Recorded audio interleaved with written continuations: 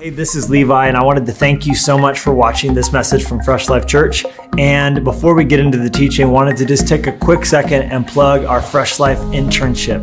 I don't know what your plans are for the summer, but I sure would love for you to consider coming out and interning with us May through August. All the information is at freshlife.church/internship. We're also able to offer 3 college credits for it, and we think it would be amazing for you to come out and be with us if you're between the ages of 18 and 25.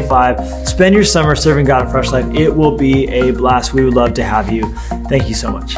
We are in the midst of a series of messages that we have called Pretty Ugly People. And we're talking about basically how not to be fooled by the curb appeal when we deal with ourselves in the mirror and when we are making decisions about who to date and who to allow into our lives. We're learning to do better and to look deeper, because charm is deceitful. This is where we began 4 weeks ago. Charm is deceitful, and beauty, humanly speaking, is fleeting. But where there's a depth of character and specifically a fear of God, that's praiseworthy forever. To not be tricked into being obsessed with things that are trivial, that's really where we've been trying to hang out. And we've been talking about how to develop our own inner beauty. And this week, we want to talk about the fact that what's true in a life is also true in circumstances, that we can't always judge what we see as an accurate representation of what's really going on. Just like it would be a mistake to see someone at a social event or at school and to fall for them because they're so good looking without really taking some time to get to know who they are on the inside. It's also a mistake to deal with difficult circumstances in life and to make a snap judgment about what's happening just because something is hard. What I want to talk to you today about is how to remain pretty even when life is ugly. What do we do when life hands us bitter pills to swallow? And specifically, how to not become bitter just because at that moment the situation that we're dealing with is. Is it possible that we could remain beautiful even in the midst of things we're facing, that there's no way to describe it except these things are ugly? The title of my message is God Has a Plan. And sometimes at the end, there's kind of a big twist. I was talking to our college students the other day, and there's a Q&A, and one of the questions they asked is, how do you figure out your surprise endings? And I was like, what do you mean? They're like, sometimes like the ending is like a big turn, right? And I was like, oh, well, you want to try and find tension and, kind of leave through the door you came in. And I try and keep people interested and have something, maybe they didn't see a connection at the end of the message. But let me just tell you right now, at this one, there's nothing like that, all right? So where I begin is where I'm going to end. I hope to, by the end of our time together, help you to see and understand that there is incredible life-changing power unleashed on your life when you simply, stubbornly, obstinately hold on to this fact and never let it go. God has a plan. And when you can look at life and see pretty much everything that's not nailed down, blowing in the wind, and even some things that used to be nailed down also blowing in the wind, and you can and still say, you know what, even here, God has a plan. I'm telling you something, you will have tapped into a life-changing kind of faith and resolve, and that's where God wants you to be. So help me encourage someone nearby. You find someone, look them in the eyes, tell them, God has a plan. God has a plan. Now come on, your second person, someone around you, tell them, God has a plan. And then eyes back up here. Together, let's say it together. God has a plan. Am I encouraging anybody on a Sunday morning at 11 o'clock? All right. And nowhere that I can think of in Scripture do we see this more vividly than in the Old Testament book of Ruth. And I would encourage you this week, take some time and read the whole book of Ruth. It is 4 chapters. It will take you 5 minutes. And you'll see what I'm trying to show you in miniature really blow up in your life in a beautiful way, in a magnificent way, like a pop-up book. I spent all week, because at the beginning of the series, before we started, actually, I began the series knowing I wanted to end up by talking about Ruth. And sometimes when I kind of sketch out a series, it changes a lot by the time we get to the end, and God shows me something different. But this time it's really been, I knew I was supposed to start with Jezebel, and we were going to get to Absalom. We were going to talk about David. And from the very beginning, it was in my heart to really end by talking about this princess story in Scripture, this beautiful book of the Bible, Ruth. She is the name of the book, it's her name, although she didn't write it, and we don't know who wrote it. Some people think Samuel did, the prophet who anointed David to be king, but we don't know for sure. We do know it was written roughly 1300 to 1000 BC, concurrently to the book of Judges. So the Old Testament book of Judges plays out, and in the midst of that somewhere, though we don't know exactly where, is this book of Ruth. It's like a side stream, a parallel stream to what's happening in the book of Judges. So if before you want to read it, if you want extra credit, read a little bit of Judges and then jump into Ruth. God will be like really excited about you if you can do that this week. Let me just tell you. Obviously, I'm joking. But it is one of two books of the Bible that is named after a woman. The other being, of course, Queen Esther. And it is also significant because it is the only book of the Bible that is named after someone who's a Gentile. And so it's significant, of course, for all those reasons and many, many more. It's one of the most cherished, beautiful books of the Bible that just touches your heart. The same way that, you watch a Disney movie and it touches your heart. You read one of those, Brothers Grimm fairy tales and it hits you viscerally. I don't care how strong of a man you are. You catch half of Frozen with your little girl and you'll find yourself, a little bit choked up. Believe me, I'm an expert in kids movies.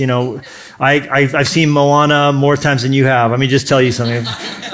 It is a beautiful thing to have little girls, though, and I've always loved it. Jen and I have these 4 daughters that God blessed us with, and I have always loved being a girl dad. I mean, it's been one of the great privileges and exists to this moment of my entire life to be the dad of Lenya and Livy and Daisy and Clover. And, I always resented when I'd be out in public with my daughters and, a lot of things that are said to a frustrated dad trying to manage life with a bunch of kids. But, look like you're in over your head there. You think? Thanks for pointing that out. Wow, you need some help. Like, I need to punch you in the nose, actually, what I need to do right now, actually. But the most frustrating thing I've ever had strangers say to me in public when I would be out with these 4 girls would be someone who would say like, nope, didn't get that boy yet, did ya? And it's like, kind of insinuating that girls are just like a stepping stone on the way to the boy that I surely must my whole life have wanted. And I would always kind of bristle at that and almost be like, you don't even know how cool my daughters are. You wouldn't have any idea what you're saying. But attacking strangers is not a good look, nor is it a great example for my 4 daughters. So I always kind of bit my tongue there. But God did give us this surprise ending after we had given away all of our baby stuff, strollers and car seats and cribs, and but that stuff had some miles on it though. Anyway, it's like the crib, like the new kid gets in it. It's like, what are their teeth marks all over the top of this? Like, I don't know. Your older sister's crazy. What do you want me to say? So we had to like get all the new gear for Lennox because it was just this big surprise ending having this little boy, and it has been so many twists and turns. Like the differences between raising his sisters and him. He's so violent, and he looked peaceful up here, but don't let him trick you.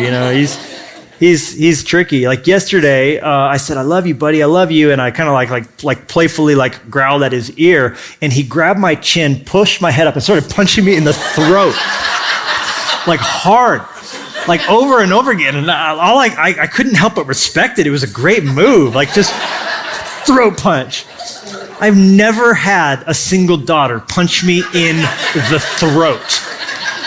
Just love you. It was highly effective and timed perfectly. I was like gasping for air. Anyhow, we're potty training Lennox. He decided he was done.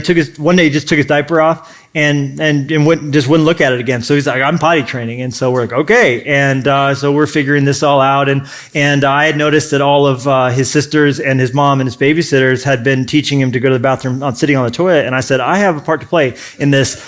And I was like, this is finally my time to shine. You guys need to quit sitting him down on the toilet.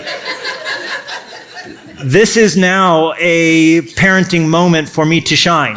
And so I just said, son, one of the great joys of life is peeing as a man standing up. There is nothing I can give you that's a bigger gift ultimately than this moment right here, right now. And so that's been, he for the first time he did it, he looked up at me. He was like, why were they holding out this on me? And it's just the things kids say, right? Like, First time I took him to the bathroom, he went number one and then indicated he needed to also go number two, which he did. And I was like, good job, son. And he goes, that made my butt feel better. And I said, I understand. I get it.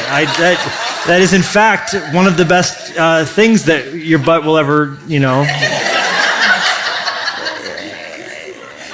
And so we write down some of these funny things that he says because we've done it with all of our kids. If you're a parent and you don't write down the things your kids say, you think you'll remember them, but you won't. I always tell new parents, write down every funny little thing and moment because you think, it's so vivid now, but it gets foggy quickly.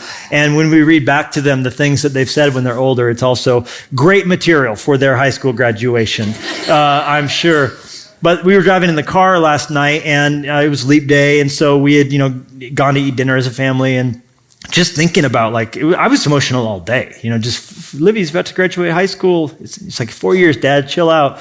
I know, but it's coming quickly. And anyhow, so we were driving home and we were talking boy, girl, and we were talking about because we were trying to help him understand the pronouns and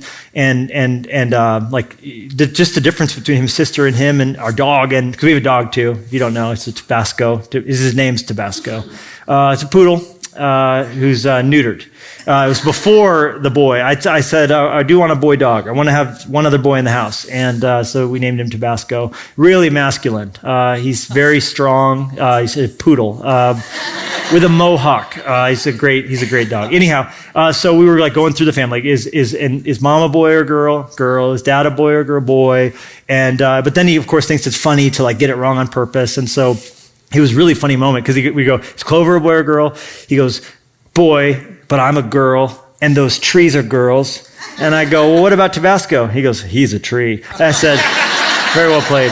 So labeling things is actually in the text. So that's where we're going. Ruth chapter 1. I want to read to you just the first chapter. You'll read the 2, 3, and 4 this week. But it says, in the days when the judges ruled, there was a famine in the land, and a man from Bethlehem in Judah, together with his wife and 2 sons, went to live for a while in the country of Moab. The man's name was Elimelech. His wife's name was Naomi, and the names of his 2 sons were Mahlon and Chilion. They were Ephrathites from Bethlehem, Judah, and they went to Moab and lived there. Now Elimelech, Naomi's husband, died, and she was left with her 2 sons. They married Moabite women, one named Orpah and the other Ruth. After they had lived there about 10 years, both Mahlon and Chilion died also, and Naomi was left without her 2 sons and her husband. When she heard in Moab that the Lord had come to the aid of his people by providing food for them, Naomi and her 2 daughters-in-law prepared to return home from there. With her daughters-in-law, she left the place where she had been living and set out on the road that would take them back to the land of Judah. Then Naomi said to her daughters-in-law, go back, each of you, to your mother's home. May the Lord show kindness to you, as you have shown to your dead and to me. May the Lord grant that each of you will find rest in the home of another husband. Then she kissed them, and they wept aloud, and said to her, no, we will go back with you to your people. But Naomi said, return home, my daughters. Why would you come with me? Am I going to have any more sons who could become your husbands? Return home, my daughters. Now, I am too old to have another husband. Even if I thought there was still hope for me, even if I had a husband tonight and gave birth to sons, would you wait until they grew up? Would you remain unmarried for them? No, my daughters, it is more bitter for me than for you. Because, notice, the Lord's hand has gone out against me. At this, they wept again. Then Orpah kissed her mother-in-law goodbye, but Ruth clung to her.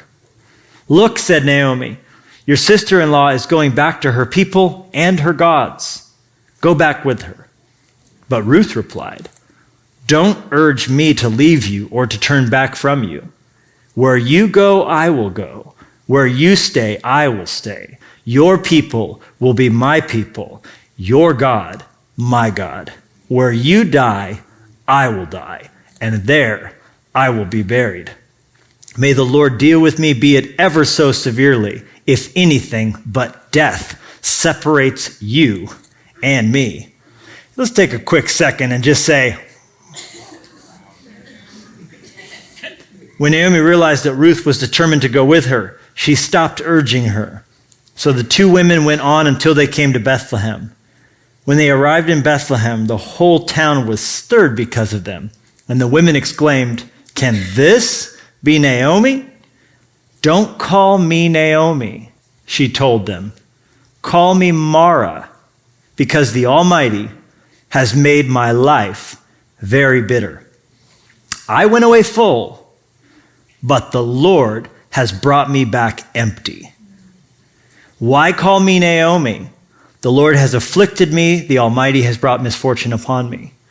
So Naomi returned from Moab, accompanied by Ruth the Moabitess, her daughter-in-law, arriving in Bethlehem as the barley harvest was beginning. Now, even just reading this, we sense a severe emotional tone to all of it. It's stark, and we are given a whole decade of pain and difficulty before there's even one line of dialogue. We're just left like staccato bursts of pain. Bam, this happened. Bam, this happened. Bam, this happened. And we can feel it viscerally. We can read this in our guts. We know to be moved for them. We know to care about them. But it becomes all the more powerful and potent when you understand something of the culture, something of the history, and quite frankly, like Lennox saying that Tabasco is a tree, something of the identity of each of these different individuals. In the first place, the names themselves. All of these names that we've read, they have meanings attached to them. Like Elimelech, the patriarch of the family, Naomi's husband. His name means God is my king. God is the king. Now that's ironic and interesting because the idea of a king is at the center of the book of Judges, for it ends with this idea of there was no king in Israel and everyone did whatever was right in their own eyes. It was a time when the nation had by and large turned away from God, and so therefore they had no king. God was meant to be the king of his people, be their leader. They were supposed to follow him. It was a theocracy, different from any other culture, any other kingdom on the face of the earth. They were led by God. But when they turned from God, now there's no king. There's no rudder. There's no moral compass. So everybody was just, this is north, this is south, this is the way we're going to, this is what's right for me. It was this time of relativism when it came to morals, when it came to what's right, what's wrong, what's up, what's down. People were turning to the different idols that were worshiped by different people. So it was a time when there was no king, but here's a guy whose name literally means God's my king. I'm going to follow God. And what's he doing? He's leaving Israel. He's turning away from the place where they're meant to be, walking under God's blessings, developed as a people, a light to the rest of the world. He's going to Moab, which is like the last place you'd want to go if you wanted to follow God and live like he's your king. It was known for sexual immorality. It was known as a place full of women who were loose in standards. It was a whole like red light district kind of place. It was a corrupt place. And so here he is going there. Why is he going there? Because there's no bread. Now the irony of that is the text tells us they lived in Bethlehem, which means house of bread. Worst name ever for a place where there's no bread, right? Who doesn't love bread, by the way? Just side note, while we're on the subject. Like, have you ever been in a restaurant and the waiter's like, "Do you want me to bring you bread?" I'm always like, stupidest question you'll ask me today. Just like, do I want to see the dessert menu or would like a refill? Like, just, yeah, keep it coming. Keep the bread, just rub the bread on my face. Is that weird? Too much? Back it off just a tiny bit, right? Yes, give me bread. Bethlehem, house of bread. There's no bread. So the guy leaves the house of bread to go find bread. He turns away from the place where God's king, even though his name's God is my king. And he has two sons. Him and his wife Naomi, they have two boys, Mahlon and Chilion. Now these boys do live up to their names because Mahlon and Chilion mean sickly and pining. And they both die pretty quickly, right? Which is a cautionary tale, parents, what we speak over our kids. Their names were sickly and pining, and they ended up living up to them. Now, of course, I'm not insinuating that that's why they died, but let me just say this. Be careful what you speak over your kids. Be careful the way you speak over other people. The Bible says your tongue has life and death inside it. You know, there's some truth to the idea, like Mark Twain said, you could go a month on a compliment. When someone says something encouraging to you and speaks it to you, it just really gets stuck in your heart. All right, you think I'm good at that? You liked what I did there? That effort, that the time it takes to give someone something that could lift them up. Conversely, We can all remember a time in our lives when someone spoke death over us. And for years and even decades, we just think that there's some part of our anatomy that's weird or this or that or the other, or we're dumb or ugly or worthless or not talented because someone they might not even realize in the moment what they were saying. So take to heart the idea that in the heart of every boy and girl, there's a fool and a king, a fool and a queen. And who you speak to will rise up. Speak to the fool in your son's heart, the fool will rise. Speak to the queen in your daughter's heart, and the daughter will rise. We can speak over things, what then becomes a self-fulfilling prophecy. And we can do the same to ourselves. What you see when you look in the mirror, and there's a power you have in your confession. And so we find in Mahlon and Chilion names that they live up to. Elimelech, a name he did not live up to.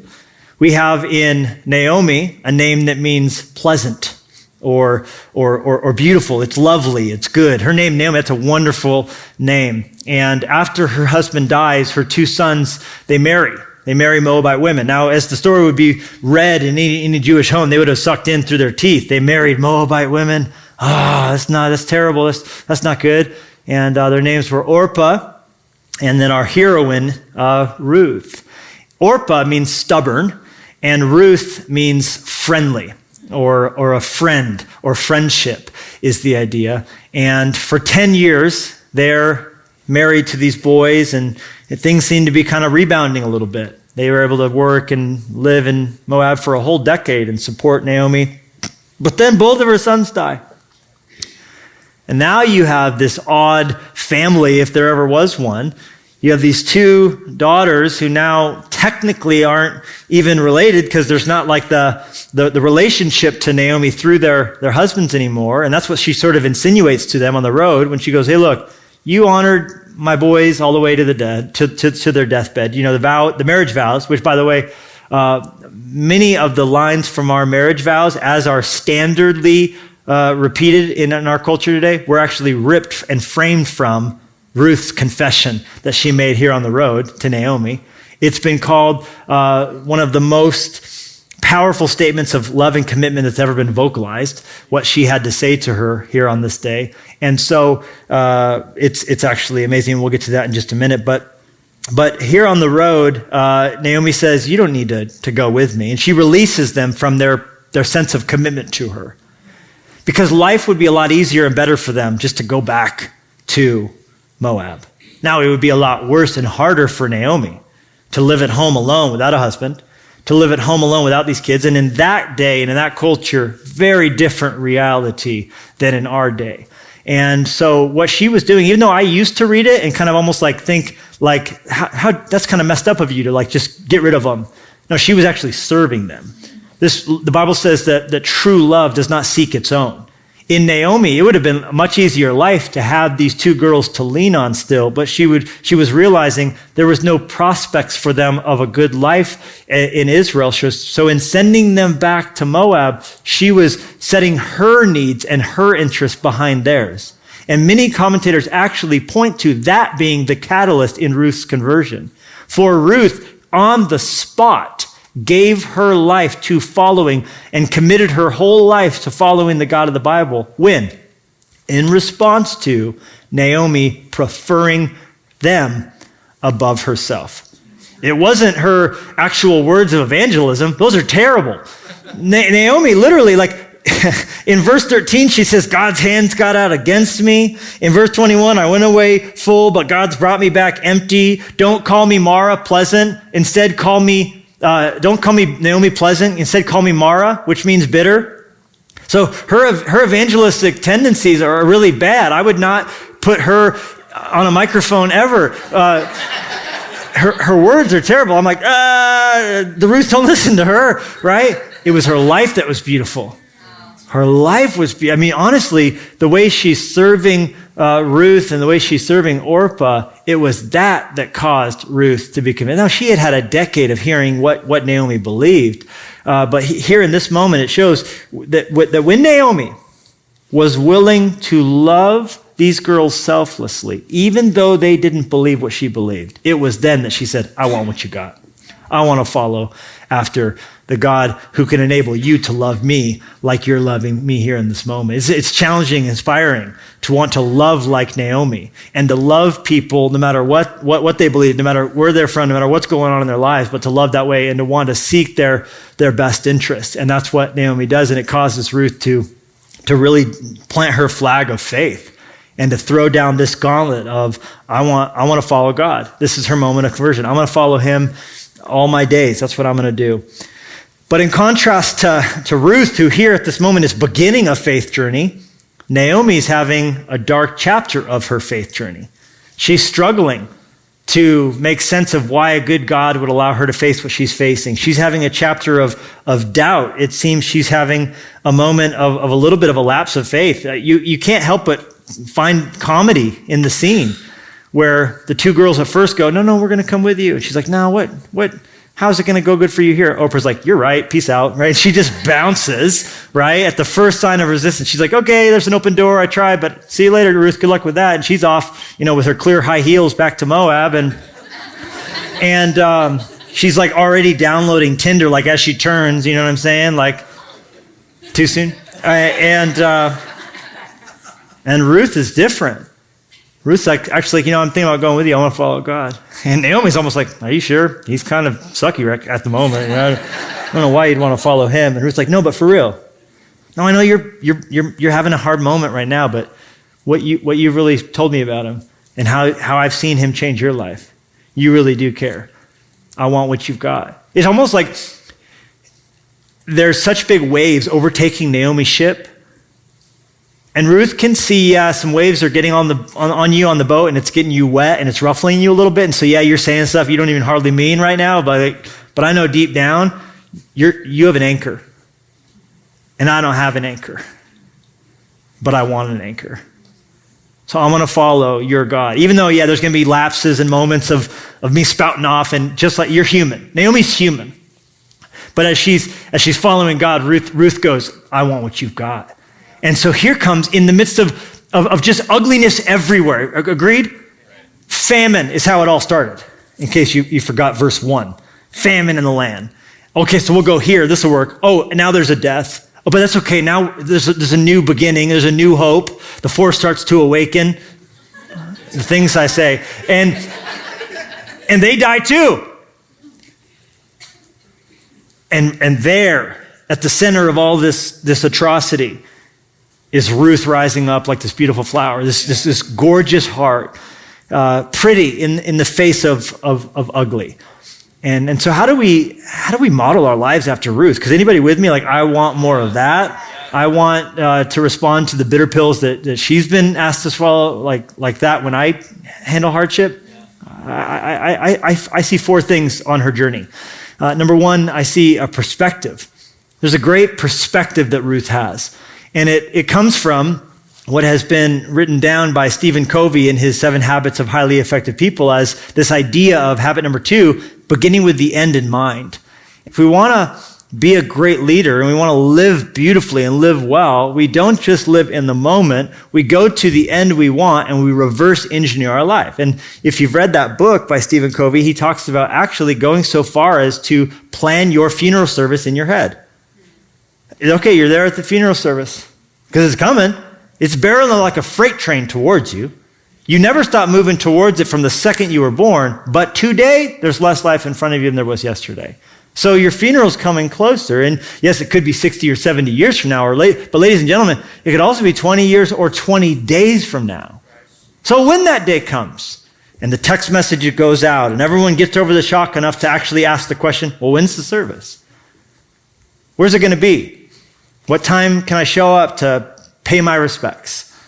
And someone in your family or your social circle is given the task of speaking a eulogy. And a eulogy means to speak well of. That's literally what it means to eulogize someone.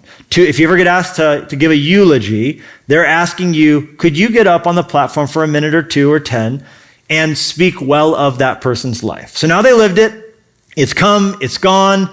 And you are up on the platform to speak something well out of whatever material was given to you by your life. So here's my question.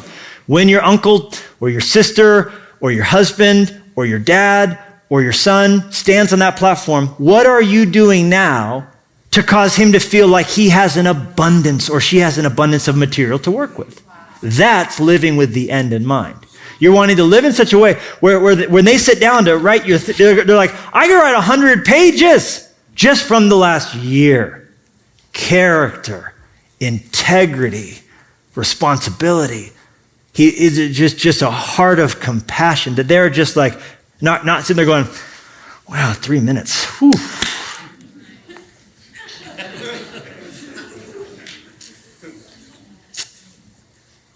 You know, I think Dad always loved Cousin Fred best. Cousin, would you do it? Right? That you're not giving them so little material to speak about. You know, Dad really loved his boat. And God, he loved to golf so much. Wasn't really at my games much, but sure did love to golf. Always busy, Dad was. Temper on him, too. And man, 5 drinks in, whew, you see what I'm saying? We are right now informing our eulogies through the way we live today. And Ruth lived beautifully. How? She clearly had the end in mind, didn't she? Where you go, I go. Your God, my God. Where you die, that's where I'll be buried. There's a wisdom that comes from remembering your end and reverse engineering a life to get to the end that God and that you yourself want you to have. And you don't have to fear it when you're prepared for it. That's one of the great revelations. In fact, now transitioning back to pretty ugly people and this idea of as we choose the person to date, single people that we're going to date and marry, the book of Proverbs holds up what should be the characteristics that we're looking for of a wife, specifically in Proverbs 31, but really these attributes can be applied back and forth. And there's a downplaying of the beauty that we see that we might just be all about. That, of course, is important, but it's not the most important thing because charm is deceitful. What did we say week 1? And beauty is fleeting. But someone who fears God, that's praiseworthy for a lifetime. One of the things that's held up about this spouse that we should be looking for is that she has, this is Proverbs 31, verse 21, she is not afraid of snow for her household, for all her household is clothed with scarlet. This has always been one of my favorite texts in Scripture, and I've preached it all over the country. I actually use a Game of Thrones inspired title. I call it Winter is Coming, and I've preached it, 100 times probably, right, Jenny? I mean, just everywhere. Winter is coming, and just this idea of living in light of eternity. Living in light of death, living in light. The Bible says, prepare to meet your Maker. And only those who are ready to die are truly ready to live. And so what Esther gives for us is the perspective of backing up for a minute. Because when we're in a trial, it just feels like we're never not going to be in that trial. And there's no way through it. And no one's ever suffered like I've suffered. And God must not care. It's easy to get Naomi and turn ourselves into a bitter person. It's easy to just see, there's no way we're going to be through this, and then we make foolish decisions, and those things compound. But to instead be like Ruth and go, hold on a second. Great perspective comes from remembering the end, and that end is not here yet.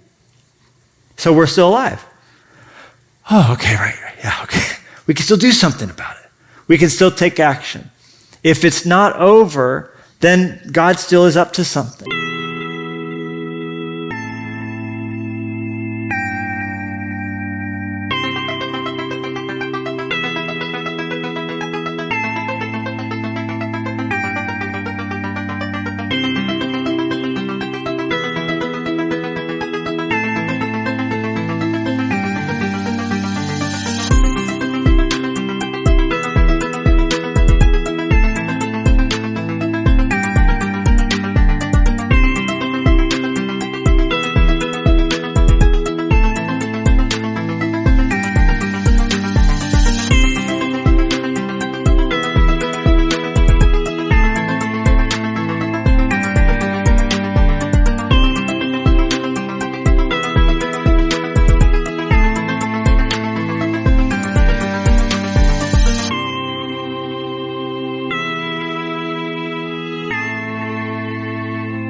and God still has a plan.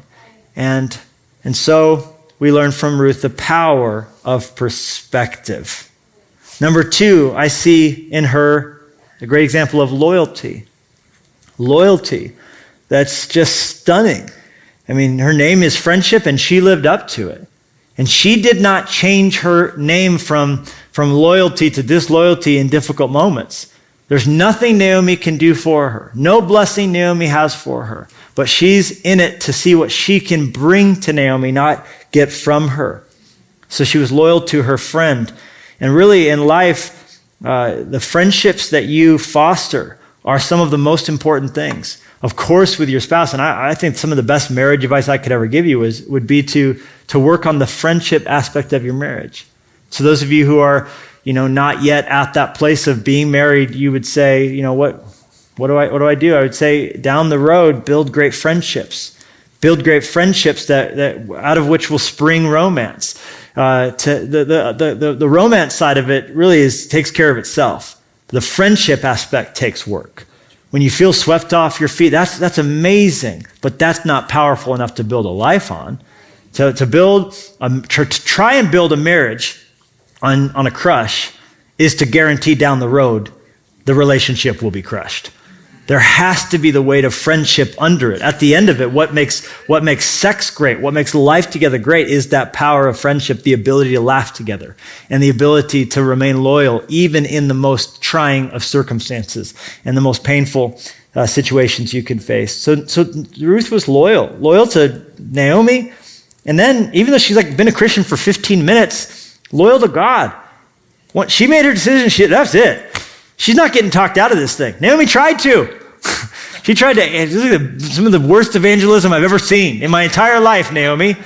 She's like, God's been terrible to me. And Ruth's like, I want to follow him. You probably shouldn't.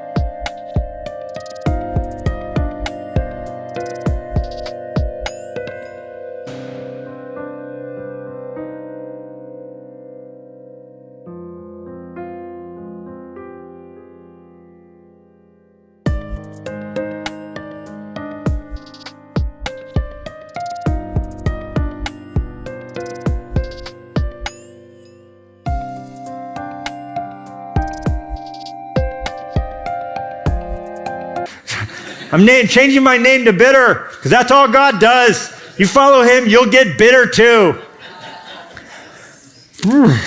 Don't make her a greeter. You know what I'm saying? It's like, we're going to put you in the back office to serve. You know what I'm saying? Seems like you have the gift of administration, right? I don't know. We're not putting you on the front lines. Loyal. And by the way, spoiler alert, and you should read the whole book of Ruth this week. When God brings a surprise ending for Ruth and his husband and all the rest, one of the things he says about her as he was watching her was, this is verse 10 of chapter 3, you could have had your pick of all the young men, whether rich or poor, but you didn't go after any of them. Before Boaz came in and dated her and eventually ended up being her husband, he watched her. He was watching to see, was this girl, because we know she was pretty, but was she pretty on the inside? Or are you going to go after someone just for what they could do for you in the situation? So she was loyal to herself. She was loyal to God. She would be loyal to Boaz as well. All right. Third thing I see in Ruth that I love is ambition. There's ambition. There was some drive in her, right? I mean, there's some truth to that statement that fortune favors the bold. And there was a boldness to Ruth. There was a faith, a gutsy faith to Ruth, that she was willing to take difficult steps to do things, to just keep showing up, so to speak. For example, they get back home. Naomi's like, now I'm bitter and everything's horrible. Let's go cry somewhere. What does she say? Ruth 2:2. Ruth the Moabite said, hey, let me go to the fields and pick up the leftover grain left behind in anyone whose eyes I find. What does she find? Favor. I'm going to go out there and look for something. I'm going to go out there and try. I'm going to go out there and try and get a job. I'm going to go out there and put myself out there and see what could happen. She wasn't willing to just sit back at home and hope someone brings blessing to her, that someone shows up and rescues them. I'm praying for this, but you know what I'm going to do? If my prayer is answered, it's going to find me out there trying. It's going to find me taking initiative. And then it says, as it turned out, she found herself working in a field belonging to Boaz, who was basically the perfect person in every way to own the field that she would end up in. So how did it turn out? As it turned out, she was in the perfect field. She woke up and said, I'm going to go out there and try. I'm going to go out there. Yeah, everything you've ever tried's died. Everything you've ever tried has failed. Famine's probably going to come. You know what? I'm going to get up and try. And maybe I'll find favor. Oftentimes, we find favor when we go out looking for it. Let's go out looking tomorrow for favor. Let's believe God has a plan. Let's try. Come on, let's have some ambition to try again. The last couple times you tried a business or to apply for a job or to get into that school, it didn't work out. Let's not get bitter. Let's not get jaded. Let's try again. Let's get out there into the field. Let's mix it up. Let's try again. And let's believe we'll find favor. She takes initiative. I love the writing advice, because a lot of times creative people are like, I only get creative like at 3 a.m.